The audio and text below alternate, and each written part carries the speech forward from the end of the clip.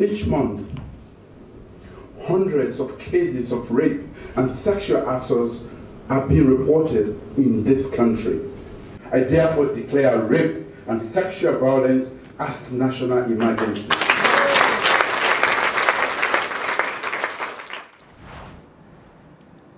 A national emergency in Sierra Leone. That's what its president says about rape and sexual assault. But how about elsewhere in Africa? Is rape an emergency in your country, in your community, in your life, or in the lives of people you know? That's our focus this week on Our Voices. Hello, I'm Haiti Adams Fitzpatrick. I'm here with my co-hosts Oriane Itangishaka, Hadiza Kiari, and Ayen Bio. When Sierra Leone's president laid out his plans for ending rape in his country, he pointed to a culture of sexual violence fostered by silence and indifference. Mariama Diallo reports on how rape affects survivors across the continent and what's being done to help them cope. Sexual penetration of minors is punishable by life imprisonment. Sierra Leone's president says the numbers are staggering. Each month, hundreds of cases of rape and sexual assaults are being reported in this country. These despicable crimes of sexual violence are being committed against our own women, children, and even babies. The reported cases of sexual and gender-based violence in Sierra Leone nearly doubled last year to over 8,500, according to police statistics. A third of these assaults involved a minor.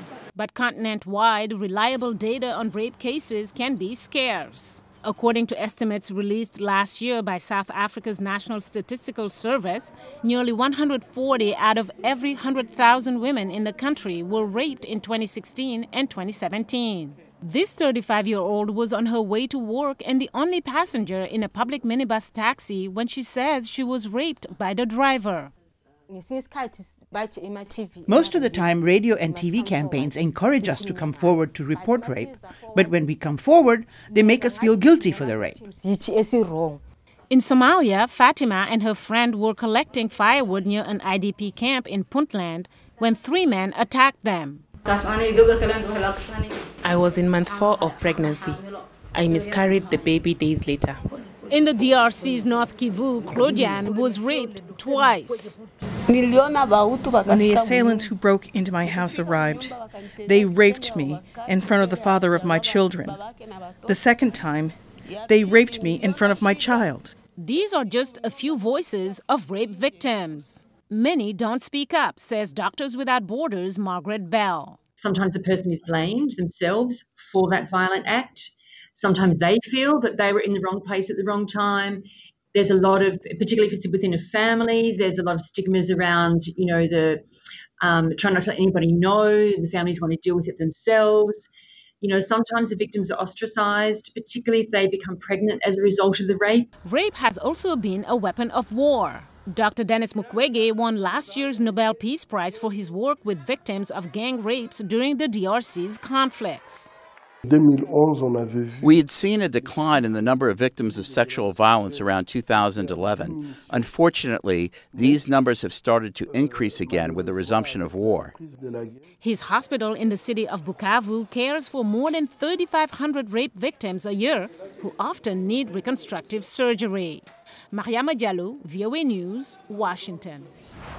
So is there a culture that's silencing victims, a culture of rape? I think there are actually some systems, government systems, that are silencing the victims, because you have a situation where the burden of proof is pretty expensive. You have places like in Congo, where it's known to be the rape capital of the world, where I've talked to a doctor who said it's about $15 to get a medical exam. Medical exams just to prove that you have been raped. In South Africa, that's a week's wages. Exactly. Some places it's a month's wages. And you have a situation where even to go to the police or to police station to make a claim, it could be free in many parts of the continent, but there are also administrative fees. Go print out your ID, go do this, do that. To an average woman, an average girl in Africa, they cannot afford that. And for the middle class who can't afford it, wants to go the legal route, sometimes lawyers are not cheap. You know, even if you get pro bono lawyers, there's still administrative fees. Again, the burden of proof is pretty expensive in many cases that causes women and girls to shine away from actually coming out. So I think that if we waive a lot of these fees, we can see the large number of people coming forward to get help. Right. So according to a 2015 study in Nigeria, at least over 1,800 women were raped that year, and only 18 of that number were convicted. I mean, that's staggering. Only 18? Only 18. Wow. But to be honest with you, I'm not convinced of that figure. Rape, you know, is grossly underreported because of the silence culture. A lot of times when victims do come forward to adult figures like mothers, what happens is they're instantly asked to zip it just because, you know, it involves family members or it could be some prominent person in the society. They risk losing their families. They risk being shunned by society, you know, in general. So for that reason, they would rather remain silent. But let's not forget married women can be raped as well. Absolutely, and we need to recognize marital rape as a crime. I mean, a woman is not her husband's property, and consent matters even in marriage. Right. Sadly, this has become the norm. And we also have to look at the power dynamics. I mean, at the end of the day, rape is about power. And the Catholic Church is once again making headlines for a sex scandal, this time involving nuns who say that they felt powerless for decades. They went through sexual harassment and, in some cases, even rape. That's right. And let's not forget those little boys as well. Right, absolutely. And children who are fathered by priests are called children of the ordained.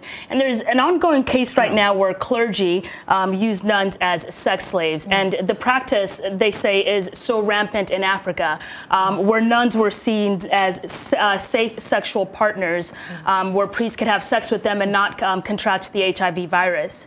And, you know, this is happening in a place where the nuns feel like second-class citizens inside the church itself. They said no, but when they spoke out, they were shunned and kicked out of the church. And so there's this imbalance of power where if you speak about it, you'll get kicked out of really the only home that you know. And religious institutions are such powerful institutions, you know. But I think women face not just a broken system, but also broken societies. I grew up, you know, around so much poverty and sexual abuse and, you know, drug abuse and alcohol abuse. And if you look at that cycle of poverty, the idleness you see, and that women are living in a constant state of desperation, I think, you know, in some societies now both men and women believe that sexual violence, that rape is now just a part of life. It's almost inevitable. Right. Yeah, and I mean, it's pretty sad. I mean, don't forget the myths, you know, the myths and the cultures that comes with it. I mean, you have a situation where in Central East Africa, in places like Malawi, Tanzania, and Kenya, where we have a large population of albinos, they face a double jeopardy. Not only they're women, but they're albinos, and they are hunted because the myth says that if you have sex with them, you can get cured by HIV and AIDS. And so you have a situation where 6 women recently last year had to climb the Kilimanjaro, the highest peak in Africa, to bring awareness to their situation. It's pretty sad. Yeah, and then don't forget about migrant women, by the way, migrant women who prepare themselves to get raped. And so rape is a part of the calculation. It is a reality that they have to prepare themselves for. And then there's a stigma to deal with as well. Remember that if, you know, in Nigeria, if a girl has been known to be a rape victim, chances of her getting married becomes a lot slimmer.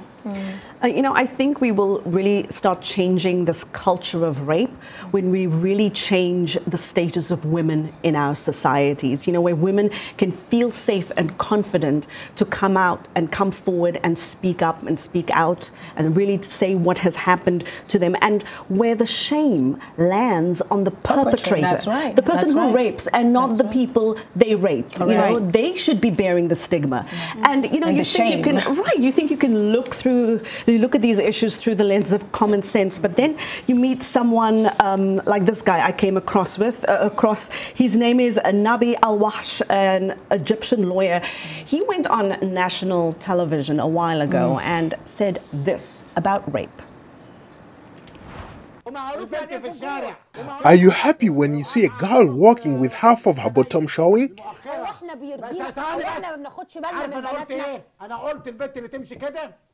When a girl walks like this, it's a duty of a patriot to sexually harass her and a national duty to rape her. It's a national duty to rape such a girl. What she's doing is depravity. I feel like that. Did you just say that? Did you say that? Are you kidding me? Even a woman who would be a prostitute outside naked does not deserve to be raped. Are you kidding me? I mean, this is educated. Makes me so angry. And it's an educated person. Yeah, this is supposed to come from an educated person. The sad part is that there's a lot of men who thinks like that. That's right. That statement makes me so angry. And it reminds me of the case that happened in India last year where the 8-year-old girl was raped and murdered. Right. That's right. I mean, this type of statements, that's what it's going to incite. It's going to incite more violence. Listen, I can't even begin to rationalize this, so I won't. But to me, it's clear that this is the fight that allies and victims of rape are fighting. The perpetrators are bold, they are loud, and they are unashamed. And that's what we need to be. We need to be even louder, even bolder, and most importantly, we have to be unashamed. That's right. It makes me wonder if he would be making the same statement if his own child has been raped. And we need to speak about these things boldly and loudly in our schools, in our churches, in our mosques, in the workplace. We need the whole of society to condemn this, you know, and I think that's when things will begin to change. And what it requires is society as a collective to condemn it and for governments to act. And we are going to talk about this a little later on about what different countries in Africa are doing to stop rape in its tracks. And this is a very heavy topic, but we want to know what you think. Is there a culture of rape and sexual violence that is silencing survivors? Tell us on Facebook, Twitter, and Instagram. Our handle is @VOA Our Voices. Use the hashtag VOA Our Voices. You can also reach out to us on WhatsApp. The number there is +1 304 506 3638. And we asked some of our viewers on the continent why they think people don't speak out about rape and sexual violence. This is what they had to say. My culture does not stop rape victims from coming forward, but it is at their own risk to come forward because people will know that this person is no longer a virgin. And every man wants to marry a decent woman. So if you have been raped and there are a lot of women who are not raped out there, why would you want to go for the raped woman? That is the thinking of my people. And of course, there will be stigmatization. Nobody wants to advertise rape on social media or on TV or go to the court to stand. They still keep it secret. And that is why it still happens. It's unfortunate that our culture does not allow rape victims to come forward, mainly for fear of victimization. This is mainly due to the circumstances where rape actually happens. You're looking at a situation where it's probably a family setup. Your father, your uncle, your brother would have raped you. So for you to be able, you may come out, but you come up within the family setup, and you know it's just talked within that family. And because of fear, some women just go quiet. Like Voice of America on Facebook.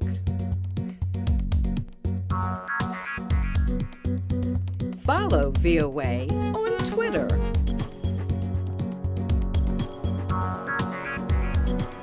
Join VOA on our YouTube channel. Like, follow, join VOA. You're watching Our Voices. Welcome back. Prosecuting rapists. Activists say it's a challenge all over the world. I spoke to 3 women in Africa who are trying to change that and bring survivors in their countries protection and justice. In Sierra Leone, women and children have a powerful ally in the First Lady. Fatima Mada Bio has put rape and sexual violence at the top of her agenda. She wants greater accountability for rape offences from those who legislate and enforce the law.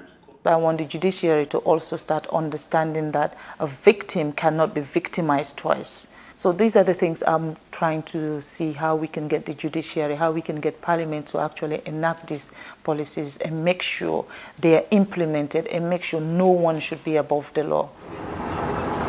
It's Janine Mabunda's job to end impunity on wartime rape in the Democratic Republic of Congo. Rebels, soldiers, even UN peacekeepers are accused of raping thousands of women and children in the DRC. Mabunda says she worked with the army to win a string of convictions. This issue of raping girls or women or men is just not acceptable, and it's a principle, whoever you are, a high-rank general, a member of parliament, a minister, a day-life teacher. The 2018 total shutdown march in South Africa to end rape and gender-based violence led to a historic gender summit. And that touches the lives. Your bodyguards are bullying us. Survivors shared painful stories as President Cyril Ramaphosa listened. We should not and will not rest until we have brought these figures down to zero. Across the country, more than 100 rapes are reported every day. Activists call it a war on women's bodies. I do believe that we have reached a turning point. Through the total shutdown movement, there is a greater national narrative that's happening at the moment around gender-based violence. So is the law really the best and most effective way to bring women justice and give them the protection that they need? Well, I think that laws change behavior, and they don't just make sure that men don't rape, but they also encourage victims to come forward and get legal redress. And the laws are changing. In Somaliland, they just passed a bill that criminalizes rape. So if this bill goes into law, perpetrators can face up to 30 years in prison. In Somalia, 5 men have just been sentenced to death for gang raping. In both places, in Somaliland and Somalia, these are places where the stigma of rape is so strong that families are afraid to come forward because they're afraid of being shunned by the community. And regularly, often, women are expected to marry their rapist. And I think that in Africa, many places laws are there in the books. Right. Many places on the continent, you will see that they have it in their constitution and different laws. Laws are there. My question is, and which shows that there is political will to some degree. Right. My question is, how much resources do we put where those laws are, where those crises are?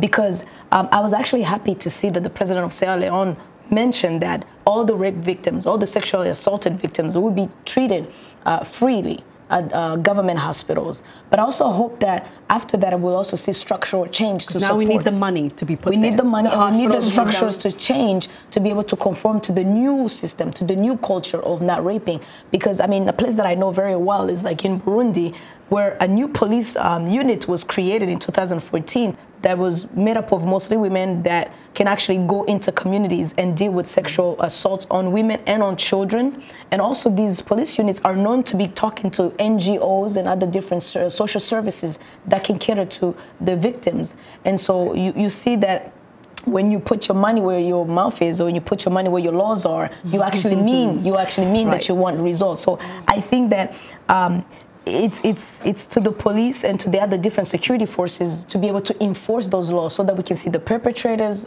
face justice and also to see the victims to see healing. That's right. For me, what's important is for the government to actually create some sort of rape awareness program included in the school system, you know, and not just that, but also the use of social media. We all know is powerful. But I also think the hotlines will go a long way where victims and anyone, as a matter of fact, can call in and remain silent. The other thing I think is important is teaching girls how to defend themselves. Yeah. And also teaching boys not to rape. Right. And that is essential. When whatever we're teaching girls, we need to be teaching boys as well. And I think what's so important is looking at where the pressure comes from and who it comes from. When we look back in the story we just watched earlier, there was pressure in Sierra Leone from the very highest echelons. The president and the first lady are on the same page about this. They're in consensus, you know, that we want the laws not to just be enacted but to be implemented, and we're going to expect results. I think in the DRC we saw something slightly different, that the pressure came from largely the international community. The DRC did not want to be known as one of the rape capitals of the world. Their reputation was at stake. So there was pressure to change that. In South Africa, there was the civil society, a very robust civil society that could mobilize and organize women so they could take to the streets. And these movements could really present their bodies on the streets and make their voices heard. And that forced government to sit and listen. They brought them to a gender summit where the president had to listen to women and tell their stories. So I think it is very important where the pressure comes from and who it comes from. Yeah, that's right. I mean, you have a situation where a lot of times civil society can actually be the game changers. The pressures oftentimes comes from civil society. We have a situation where in Kenya, a nonprofit, a global organization called the No Means No have been very effective in a situation in the slums where 1 out of 4 girls, 4 women can face sexual violence. They've been able to drop that down to 50%. And this No Means No programs, actually a 6-week program that teaches, like you said, boys and girls not to rape and how to defend themselves vocally and physically. And so I think that it's a situation where we really have to go from the very beginning where children are still young to teach them how to defend themselves. And what I really liked about it was that one of the boys actually mentioned that what he has learned was to value girls. And this is what he said. I'll be able to know the importance of respecting them, not taking them for granted. We as men or boys also, we should take these girls, our sisters, to protect them, not to violate them.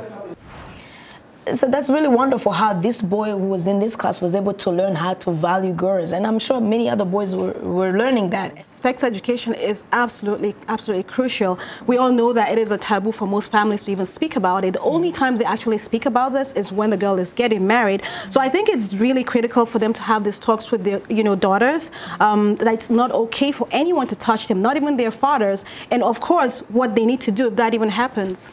Well, a group of women in Kenya went to a very unique extreme. There's a village in Kenya called Umoja, and it's in Samburu County. And it was founded by a group of 15 women who are survivors of rape. And they realized that even though they survived the rape, they were still stigmatized by their societies. And so they decided, we're not going to do this anymore. We're just going to leave. And so they left, and in 1990, they founded Umoja. It's unfathomable to me that these women had to go to such extremes to make sure that they feel safe in their own countries. But I think that for every woman who is raped, there is a network around her who is aware of the crime. And there are people who are complicit in their silence. And that's why I'm really impressed with the law here in the United States that says that if you are aware of a rape and you don't report it, you could be held criminally negligible. And I think that that is what we need in Africa, in countries that don't have it, to make sure that the people around the victims can also be held liable for these rapes. I think women in South Africa have started to tack on to that idea. They found that if they bring a criminal case against their alleged perpetrator, they're not having any luck. Nothing is moving, nothing is succeeding for them. There's an ongoing case now where a Gauteng businesswoman, Andy Kawa, is suing the Minister of Police. She says the South African Police Service did not properly investigate her rape allegations. She said she was gang raped in 2010, and they did not perform their legal duty in investigating her allegations. A few months ago, a judge actually agreed with her and said if she can prove damages, she can receive about $300,000 in damages. And I think this is not the first time that people have decided to take the civil lawsuit route, because the criminal cases have just gone nowhere. And so really, in these cases, the state can be held liable. And so I'm wondering if we're going to see more and more women bring civil lawsuits and perhaps at least get something, some justice that way. Very brave of her. After the break, we'll introduce you to 2 extraordinary women who are speaking out and standing up against rape. Stay with us.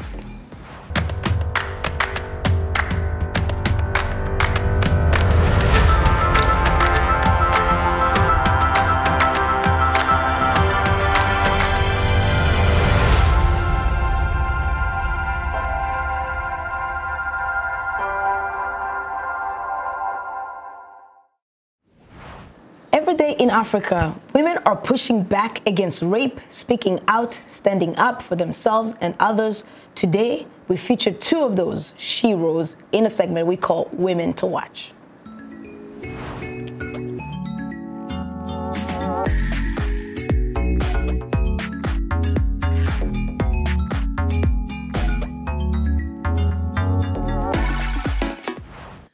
My woman this week is one amazing woman. She's a lawyer, a social activist, and she's given hope to thousands of survivors of rape and sexual assault in Nigeria's Lagos state. Meet Itoro Eze Anaba.